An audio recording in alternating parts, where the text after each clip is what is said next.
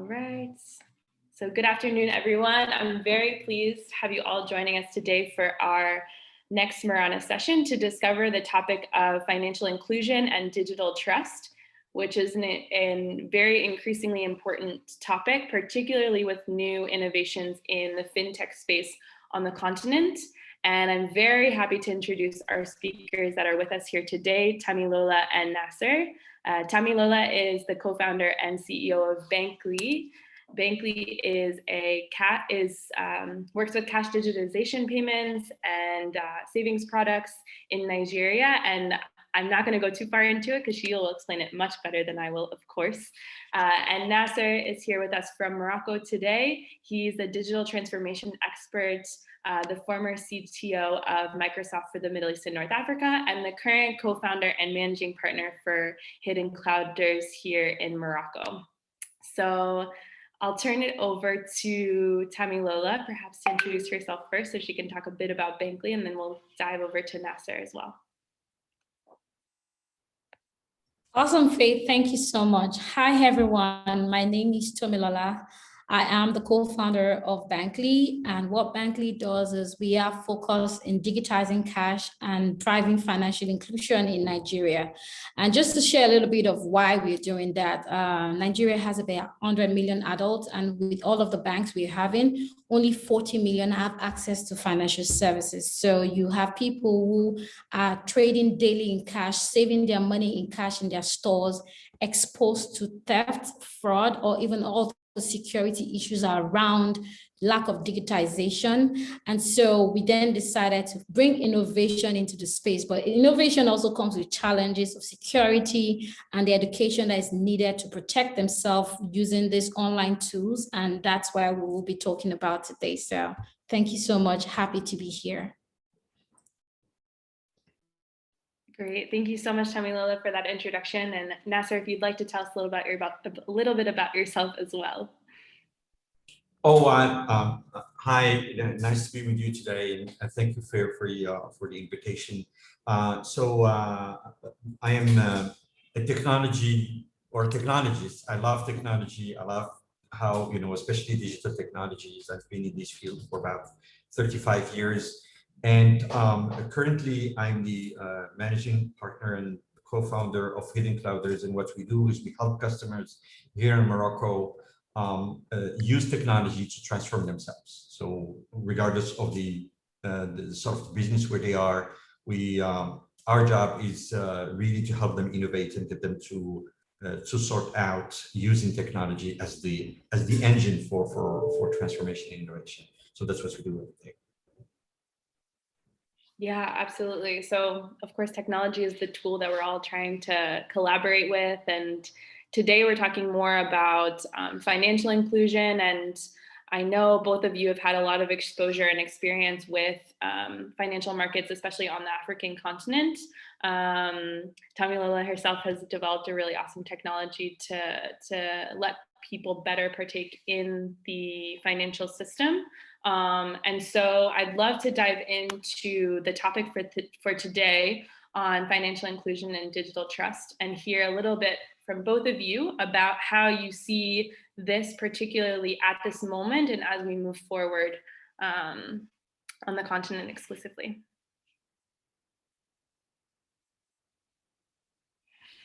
So Tomilola, you want to start? No, I'll let you go first. You have more experience. No. You actually. I'm impressed with what you're doing. So I'm inspired. So I'm happy to start. And before getting started, I'd like to sort of make just a little bit of history, because we're talking a lot about technology, etc. But the reality is, when I think about it, throughout the history of humanity, we have had every time, a new set of technology. So we have always been looking for a new technology. So if you think, like 120 years ago, I mean, I'll take one of the technologies and really sort of tell you about how that changed the world. So, 120 years ago, if you look into how people were moving they were using, horses and carriage too, right? So this is how people, moved. And really when they try to sort of move faster, and they needed to go, long distance, they need to have a lot of people traveling, etc. And it was hard. You can't just keep adding more horses, right? Or big carriage, etc. You had to do something different. And what happened is we invented an engine. So we invented the engine, and the engine was used to, to power cars. And cars were the first drivers for, for us to move faster, longer, etc. That was the technology of the day. And that technology has completely changed the world. Let me give you some examples, because I want you to sort of think about what we're talking about. Because digital technologies today is even bigger. So when we invented the car, the engine and the car, what happened was, if you take just the example of the US, 25% of the agriculture production was used to feed horses. 25%. I don't know if you just imagine what we're talking about. Massive amount. Hundreds and millions of people were actually, their job was to feed horses, to drive horses, to clean horses in the streets, also the industry around, horse and carriage was like millions of jobs and etc. And all has to change, right? So people lost jobs and new jobs were created. But guess what? The jobs were not just created in the area of, transportation, right? So think about the hospitality business. If you, before you travel, you don't need a hotel, right? So the hotels were created, and the whole hospitality business were created because we were able to travel. So the more people travel, the more you need, So one of the interesting things that happened, which will bring us to the financial discussion, is when Ford created the cars, people wanted to buy a car, but there was no way for buying cars. Only the rich people could afford it. So how do you create a system that will actually help you buy a car? Yeah. So they created credit. The credits, the loans were created in the early 1920 to actually help people buy cars. And the whole financial system completely changed at that time because we needed that. So, and you can think about, how the whole world obviously changed with airlines, traveling and all sorts of things. And marketing has changed. A lot of things have changed with that innovation. With digital technologies, we have the same thing. But digital technologies have something very unique. Obviously, one of the things interesting is even 100 years ago, after we invented the cars, there are still billions of people who don't have cars.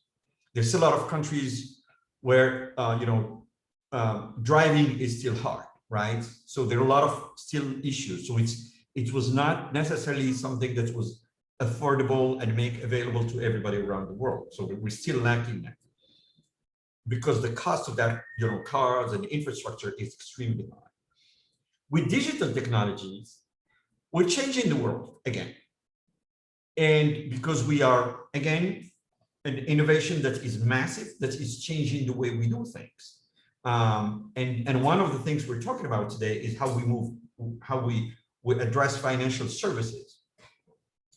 For many years, banks were the core. The banking system and financial system was based on, obviously, banks. When you think about it, right? Core banks, regulations, central bank, etc. And even actually physical money, like coins and bills. And more recently, like 10, 15 years ago, with digital technologies, we've come to a world of digital money and digital payments and digital everything, right? We digitalized completely the whole experience across financial services. And the interesting thing, and this is what I want to come to, the people who invented the car are not the people who were feeding horses. It's a different set of companies, different sets of entrepreneurs, different sets of people. The people who are changing the financial systems are not the banks. It's you, Tomilola, right? It's different set of people, different set of entrepreneurs who understand the power of technology and are changing and challenging the system. And they're bringing innovations to the financial services world, which is probably one of the biggest in the world, you know, in terms of industries. And it's interesting for me because it's coming from entrepreneurs, but it's also coming from, you know, Apple Pay and Google and Alipay. So it's coming from a different set of players who understand, you know, what's going on, and they're bringing a different perspective to that. So for me, that's one of the major lessons and one of the major learnings, I would say, and I'm happy to have a discussion with you because, you know, what you're doing is you're actually challenging that, how financial system is done, and by helping the people who have been left unbanked or having had challenges with the banking system to now become, part of the economy, part of development, and play their role. And that for me is amazing, right? So I think with this sort of introduction, I think you will be speaking better to what's going on from your part, and we will have an exchange here. Yeah. Thank you so much, Nasser. I think, I hope our audience have been able to follow you through the journey. And I think to summarize and I'll dive into part of what the Marana network would like to talk about, I'll dive into the fact that similar to financial inclusion, that's what we saw. In Africa, specifically Western Africa, what we saw was that the informal sector makes money daily in cash. And so they make payments in cash, they keep their money in cash, and then there's no access, there's no technology to be able to see, or the data required to say, this person deserves credit, this person needs insurance, or how can we help with the access to capital? Now, what we then did was, how can we digitize their day-to-day service? Because in the absence of a bank, they then decided that always a vacuum is always filled with something. So in the vacuum that a formal bank was not serving this lower segment of the market, what they then did was they were using an informal banking system called the Agile or the ASUSU system. Now this system trusted and have been existing and has worked for decades. In fact, it was imported from Cameroon to Nigeria over 5 decades ago. Now this system worked until it doesn't. Because what happens is that all of us here are saving with Faye, who is the thrift collector. Now, Faye is recording in a notebook. I'm recording in a piece of paper. There's no technology within the system. Now, if Faye goes away, if I don't see Faye, Faye suddenly leaves Nigeria and travels and goes to Canada. Now my money is at large. And that was what was happening with this segment of people. Now, the second thing that was there was access, meaning that if I'm saving fiscal cash to Faye, I have to highball Faye or give money to her. If I find myself in another city and I need emergency access, I'm visiting my mother and I need emergency access to my savings.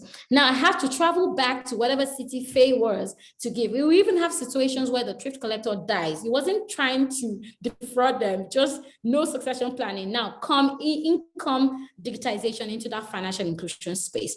Now with that digitization is that how can we use their mobile phone? Thankfully, technology, as you've explained, I have to say, like over in the early 2000s, I released an article just yesterday, in the early 2000s, mobile, the MTNs and all of the telcos came into Nigeria, and we are where we are today, where mobile inclusion in Africa at large is significantly deepened. We have over 80%, significantly more of people who have access to a mobile phone. They might not have access to to data or anything, but at least we have that number. Now, the growing number of people who are now digital natives, who are now online, is another thing. Now, going to some of the things I believe Marana wants to talk about will be around how do we build safe systems with all of this digitization that is happening, all of this innovation that is happening. And I say the three major things that we have experienced with the way we then put in some form of digitization and say, instead of recording in a notebook, can we use your mobile phone, your mobile wallet as a form of store of value? Can you hand in cash to this agent, and then you get your cash digitized and you have an account? But what we found also, even with using this agent as a form of micro entrepreneurs and teaching them how to use smartphones and apps, is that people really misunderstand that something as simple as email safety. If you have an account now, to reset your password, to get a token, sometimes it's either sent to your mobile phone or it's sent to your email. So the first thing I wanted to say about making sure that online presence or digitization and financial inclusion and people are protected is the fact that we need to teach about how email, people don't treat, I don't think people within that segment are treating their email with the security that it deserves. You have a lot of women, especially in Africa, who are they don't even have a security pin on their phone. Now, these are the tools that are being used some of the reasons why people ask to have a unique password, to have a pin on your phone is not because you're living with people you don't trust. It's just because if you lose your phone right now, someone can have access to your online banking portal. Someone can have access to getting your PIN or whatever. And I think that's the first thing. Email safety, making sure that people know that the women in the space can go back to their communities and teach that it's important not just to open your email on another person's laptop or another person's phone and leave it unlocked. Those things are simple or critical. The second thing I would say is also make sure that there's a lock. You actually secure your phone. The third thing is actually two-step authentication. Everyone is on Facebook now, but don't understand how important to have a bit of authentication. If you want to create safer spaces or safer communities with all of the innovation that is happening, we need to make sure that people understand that there's a role you play in protecting yourself, that even the companies are putting those things there. WhatsApp, everyone uses WhatsApp, but there is you can be hacked in WhatsApp and access to all of your contact list. So two-step authentication is very critical. I think the final one I wanted to say, and I'm going to use examples I've seen of this lack, this carelessness or this lack of knowledge of how important it is within the financial space. Recently, we had a situation where one of our female agents, and when I say an agent, she lives in one of the rural Nigeria, and she's serving like a banking, like community banking in the space. And within that serving of community banking is like, people come to her and say, oh, I want to pay for power. And she initiates it. I want to do this. I want to do that. Now, because she doesn't keep our email secure, and people within our house have access, everyone has access to our PIN. This is what happened to her. Our stepson and a bunch of his friends decided to go into her account and move money. They know her. This is family. Then she got hacked and money was moved from her account. Then she came to the company and said, have been hacked, there's something about the company. So we started investigating. But we decided we couldn't with that system. I got him. Please confirm you can hear me. I can see a bit of instability with my network. Faye, can you hear me? Yeah, we can. Okay, awesome. And we kind of, okay, so we realized that we started investigating. We did everything, but I was actually on my tech team's neck and say, look into the old system. Are there any loopholes where someone could have gotten access to our account? Thankfully, she came back to us and said, oh, she's found out, because we put all the accounts on there, and the accounts that the money moved to, when money moves digitally is traceable. So we saw where the money moved and we kind of like placed an hold on the account through the regulators, only for her to come back and say, please release those accounts. She said, why? Because we really need to investigate how this money moved from yours securely, and you say you have no memory of it. Apparently, our stepson and his friends decided to move money and split it amongst themselves. Now, one of them did not get his share of the pie. Because he didn't get a share of the pie, went to confess to her and tell her that this is what we did and I didn't get my money. Now, should he have never And then they now explain how they got access. Oh, we have our email. And so we're able to reset, and we have our phone, we have a PIN. So when she's not looking, we reset our email, and then we have the token, we initiated everything. So both the ability to enter access into the normal account and even transactional access, they were able to breach the password because they were able to change, they have access to our email, and they were also able to breach the PIN because they were able to get a token. But if she had known, as a small micro entrepreneur woman in a local serving the community, if she had understood how important the safety of our email is, if she understands that how important our mobile phones now is our life, I go to the US and I swipe with Apple Pay. You pay with everything. So if anyone has such security, is critical to our financial lives. And I think that's the first thing I would like to talk about. I don't know if Mr. Nasser has anything to add to that. Yeah, I obviously share with you what you're saying. And the way I think about it is, you know, we don't leave our doors, our house open, right? We lock them, right? Our cars, if we have a car, we lock the car. We can't just leave it open. It's the same for everything that we do. When we want to cross the street, we're careful about how we cross the street, etc., because we know there's a danger there. I mean, when you walk in the street, you don't have your bag open and all your belongings there are available to you. So what I'm trying to say here is that part of our normal life, not online, we are doing everything to protect ourselves. So there's no reason why we move online, we shouldn't do the same. And the reality is, the more we move online to do things, the more there's opportunity for bad people to go and take and act, right? Because obviously when there's financial benefits, as the way you describe, you know, people will go there because they will find money, right? Yeah. But what happened today is, because everything is digital, your mobile phone becomes your life. You have in one piece of like this, right? And it's becoming even bigger. You have your money, you have your photos, you have your email, you have your communication with your colleagues, you have, I don't know, your bank account, you have your invoices, you have everything. And everything is in that phone. So we need to be even more serious about how we protect it. Just normal behavior that we need to do. And I agree with you, we have to take even more steps to do more protection, right? And the good news is we have all the tools. Yeah. We have all the tools. And so I'd like to be positive about it. I'd like to say, you know, I don't want to give the impression that this is, you know, a dangerous world, and, you know, the world is dangerous anyway, whether it's physical or online, it's just the same. So we just need to be mindful and make sure that as we protect ourselves in the physical world, we also protect ourselves in the online world. And especially now with, you know,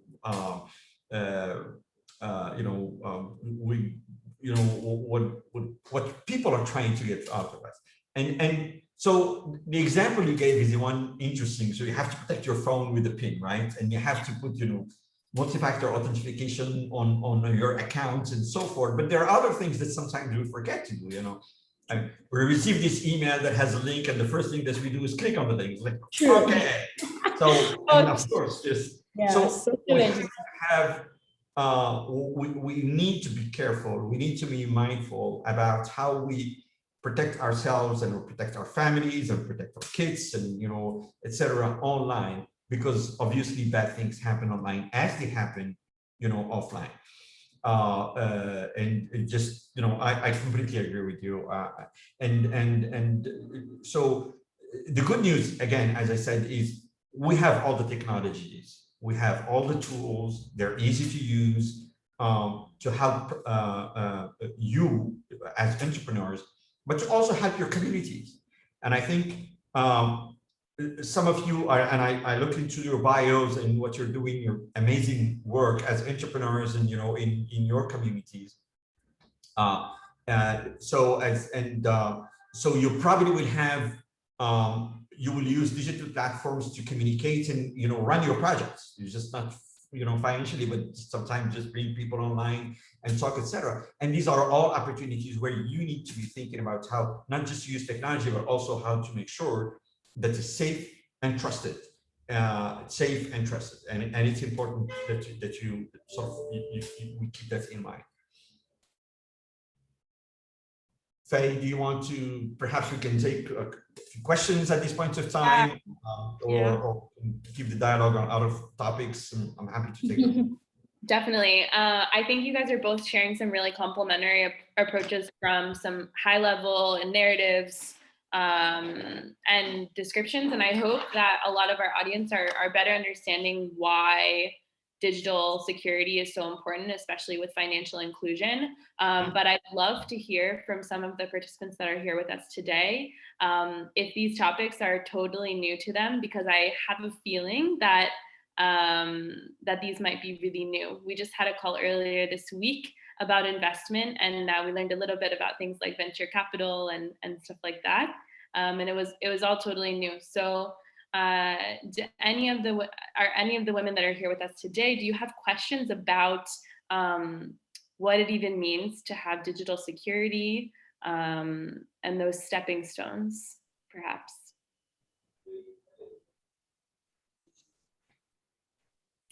Wants to get first? Or you just want to give your take on what you've heard so far from Nasser and Tomilola?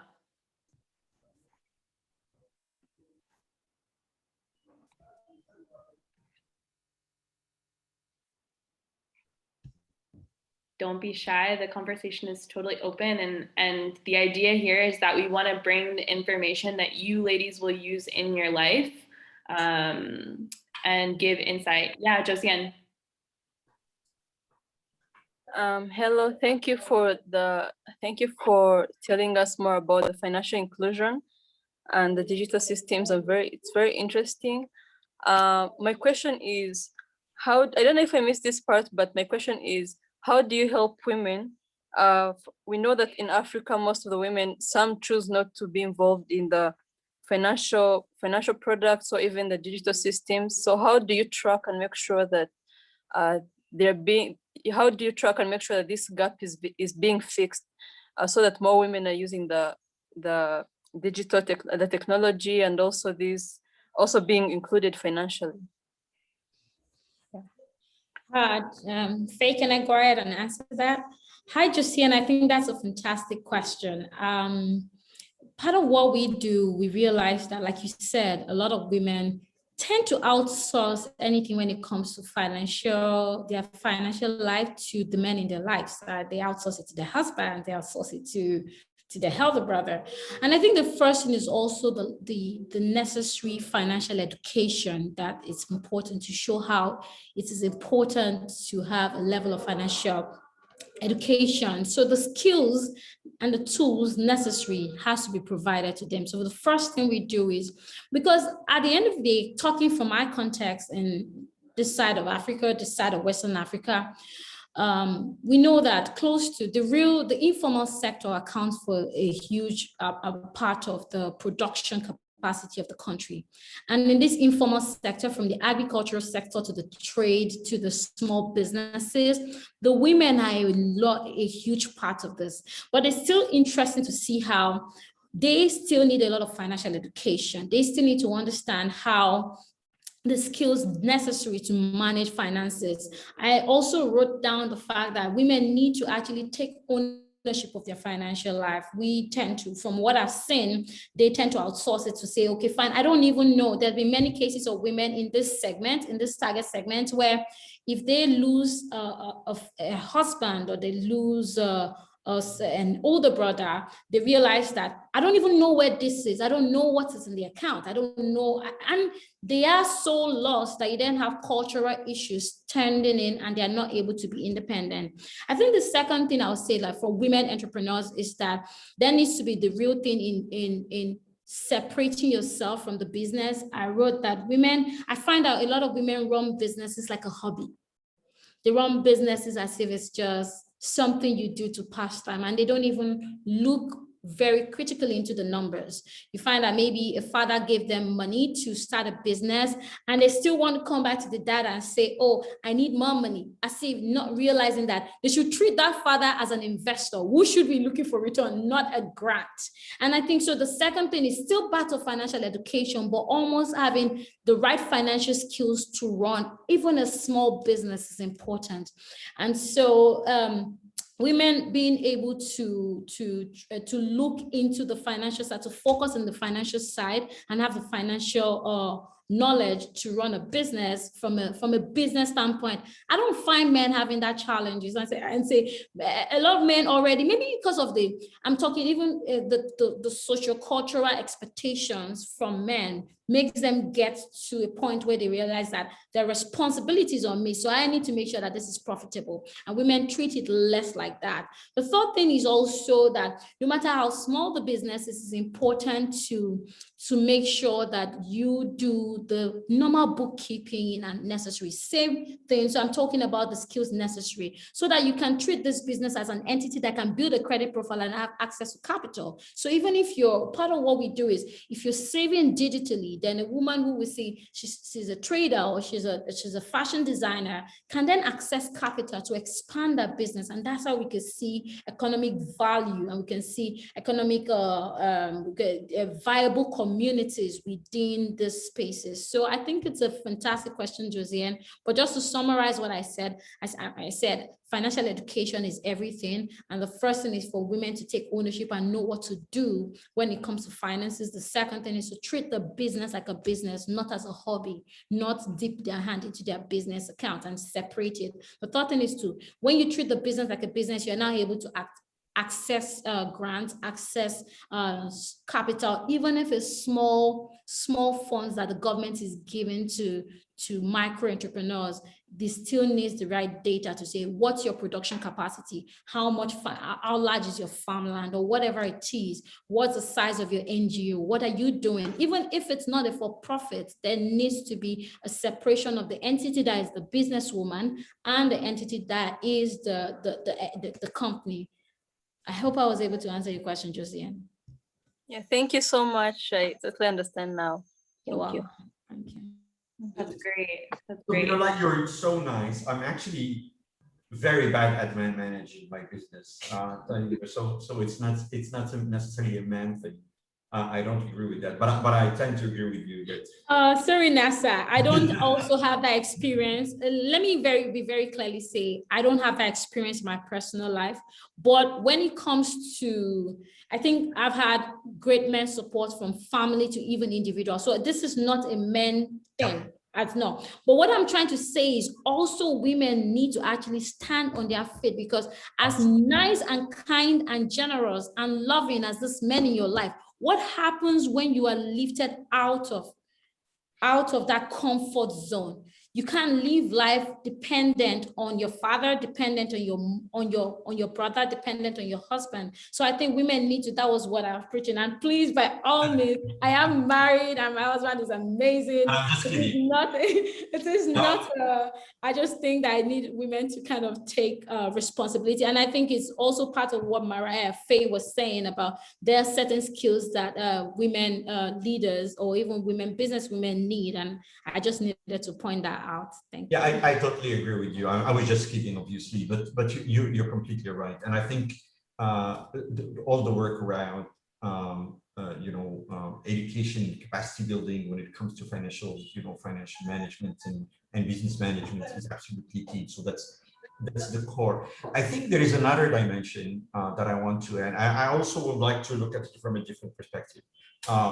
It's interesting. When I was in Microsoft, we had the program here in Morocco where I was involved in microfinance. I worked with microfinance institution, and we said if we bring technology and expertise to micro entrepreneurs, can they do better?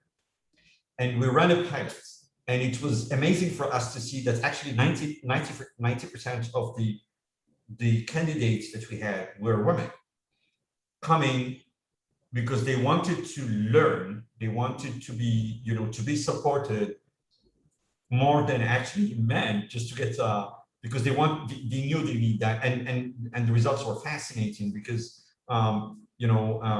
and even sort of when you give them the skills, when you give them the tools and so forth, I think that's something that they love and they want to to engage on.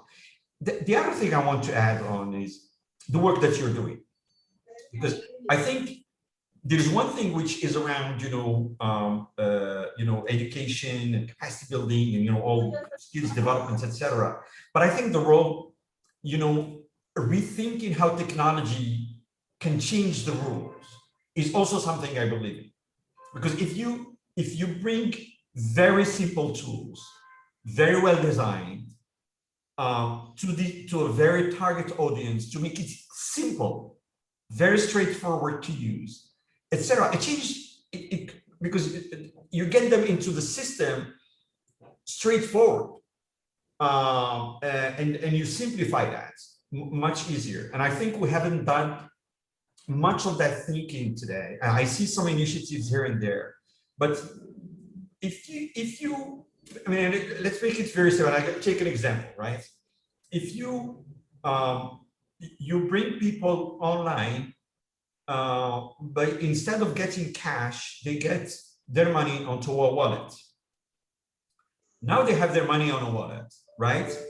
And they start, spending and receiving their money, etc. And then the more they do operations, then the systems get them to know exactly how much they spend, how much they left. They see pictures.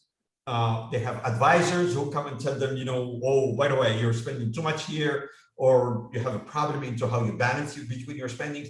If we simplify that by thinking through, we can probably, I think, can even do much better in helping people get online, and especially women get online. So I see a role here of how technology is being built and put into the system as well, and not just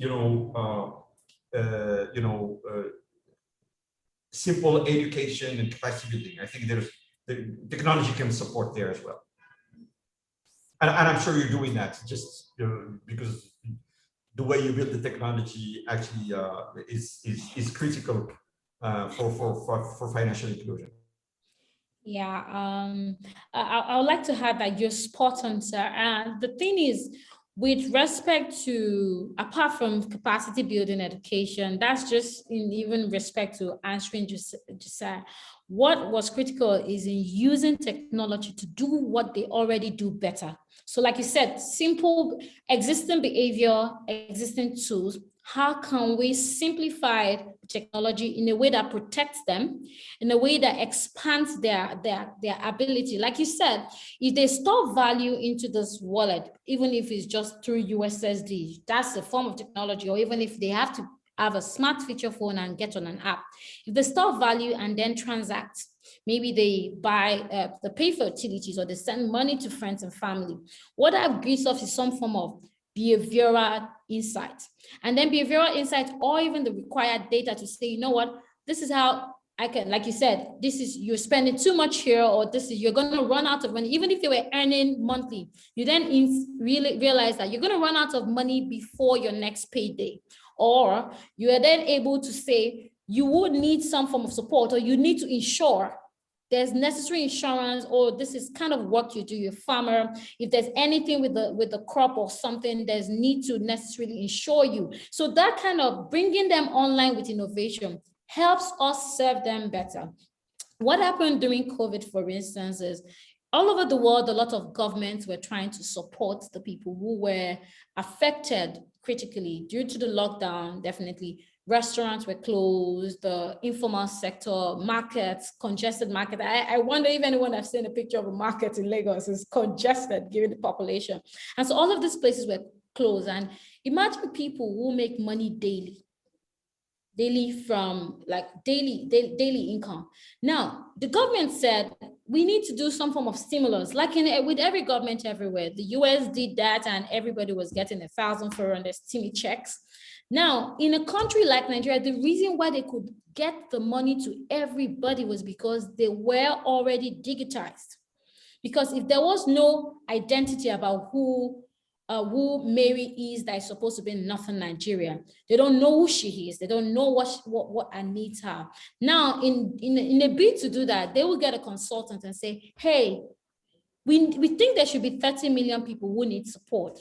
Take this cash and go give them. In COVID, knowing how the risk of cash becomes gives you more exposure to the virus. Then secondly, how do you cut down corruption? How do you prove that the money actually gets to those that need it the most? If there's no digitization of digitization of the identity, and you're able to use innovation or technology to say, this is where Tomi is, this is who Tomi is, this is where she lives, and I think that's why I believe that digitization is just the important thing around how we need to serve the unbanked, and then get them the necessary support, and even bring them to the point where they have a credit profile, they have a transactional profile, they have a form of digital identity enabled to be able to support them. I can see, I'm trying to address a question from our lawyer, Mary. I need more information. I don't know if our lawyer can actually speak. So is it safe to consent in such scenarios? Faye, or maybe you could share more. Yeah, no, I'd love to hear from Mary if maybe she wanted to ask the question herself. Yeah. Hi, Mary.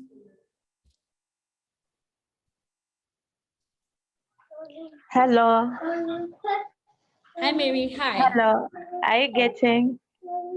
Yeah, I wanted to inquire on a scenario whereby, okay, like you're to be sent, okay, like income through the digital PayPal. Yeah. And now, okay, you are asked to consent, knowing well there are, okay, thieves in digital. So in that scenario, what would you do? So if I understand you, I'm going to read by reading what you said. Thank you, Mary, for raising that question. You say you want to receive money. Are you trying to receive money on people, or are you trying to send money?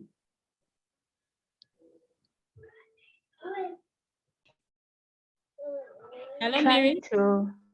Are you trying to send money? Send. Okay, you're trying to send money to somebody, and it's asking you to, what kind of consent? It's asking you to enter your PIN. Okay. So that's part of what, in order to protect you, do you have a PIN? Do you remember your PIN? Yes. Okay, so you're asking, should you enter your PIN to send the money?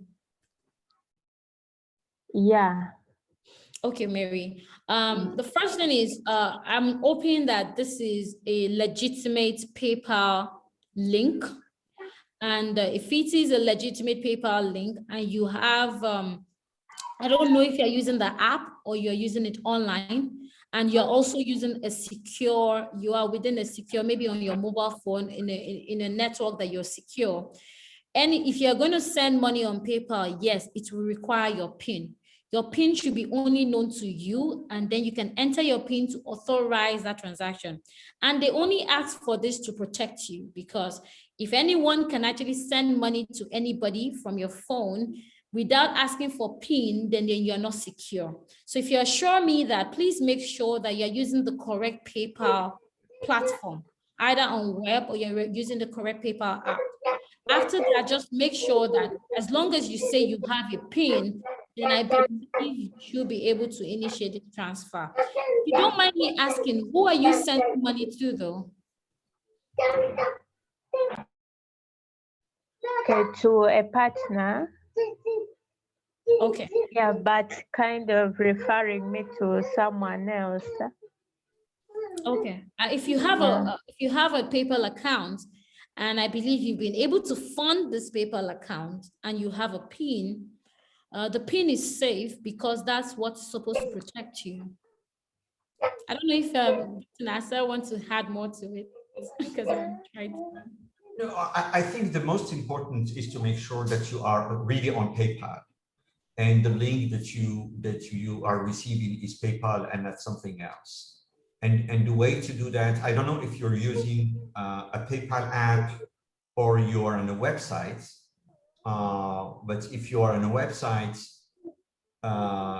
because you received an email and you're asked to go into a website to enter a PIN, make sure that you are on PayPal, really PayPal. And PayPal has only one link, which is paypal.com. Anything that is not paypal.com is a wrong, website. Yeah.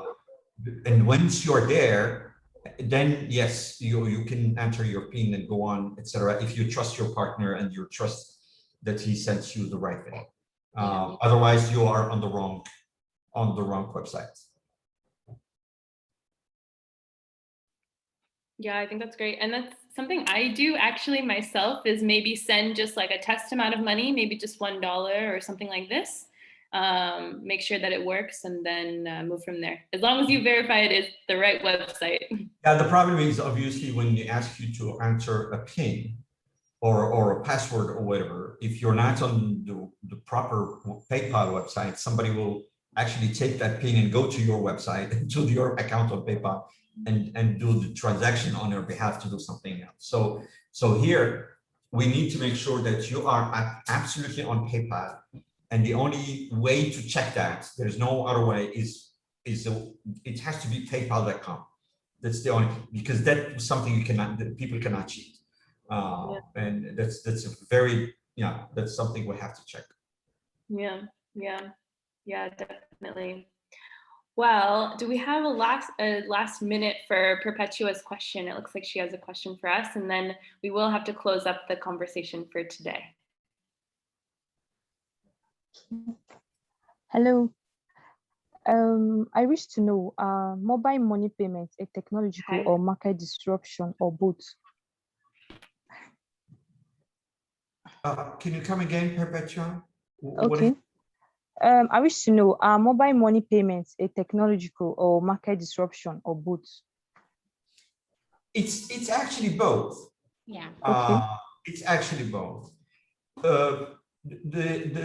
Obviously the first thing is from a technology perspective, it's a technology disruption.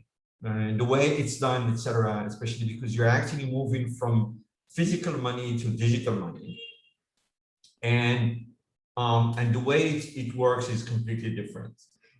The reason it's a market disruption, and that's where it becomes very interesting, it's because the rules are completely not the same. So the operators are not the same. Who have heard about PayPal 20 years ago? Nobody knew, right? And Apple Pay and Alipay, or all these players, and obviously Tomilola. I mean, who knows? And Hidden Clouders, by the way, we're also building a financial platform. So a lot of different players coming to market. GoFundMe and other, people changing the world. I'm not talking about Bitcoin here, which is even a different disruption, right? So it's a market disruption because the players are not the same, the rules are not the same, the customers are not the same. So, when you think about our parts of the world in Africa, it's probably will have 20 to 30% of the population which is banked, and all the rest of the population is unbanked. And the reason they're unbanked because the banks, they don't want them. The banks, they find that these people, they don't have enough money, and the cost for managing their accounts is so high, so they're not interested. But with these, mobile banking, etc., it brings an opportunity for new players to come and provide banking services and financial services to a different part of the population. And the good news is the more we bring those, people online into the financial system, then it's just not about getting money. It's not just about transactions. As Tomilola was saying, absolutely right. They have a digital identity, they have a bank account, they have a bank history, they have a credit history, so we can give them loans, or perhaps insurance, or health systems, etc. So it's all the new other financial services that they will be able to get, and they're not going to get them from the normal banks. They will get them from an alternative system And what we see right now happening in, for example, in the rest of the world, and obviously in Africa, it will come, is that even the big banks now they're saying, oh my God, these small guys are taking a big part of the market, so we'll go and buy them because we can't leave them, you know, take our customers because we're the big banks, right? So there is a fight because it's huge market disruption. You know, it's just a massive, you know, moving money from one person to another in real time just by using phone is amazing when you think about it. You can't do that with a bank. When I send my money to, when I do wire transfer to my daughter on a normal bank account, it takes 3, 4, 5 days to do that. Sometimes even in the same bank. With mobile money, it's in a minute, it's in a matter of seconds.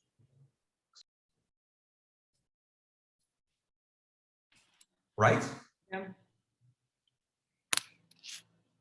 It's very true. I mean, I'm from the US originally, and I've come to Morocco and had to get used to the transfer of money here, the differences there, but it's different in every country. So we'll just see it keep changing. Yeah. And think about transfer, international transfer. I mean, talking here about local, but think about also international. It's really a major market disruption. It's a major market disruption. Today, I mean, head is disruption we don't think about, but it's a major disruption.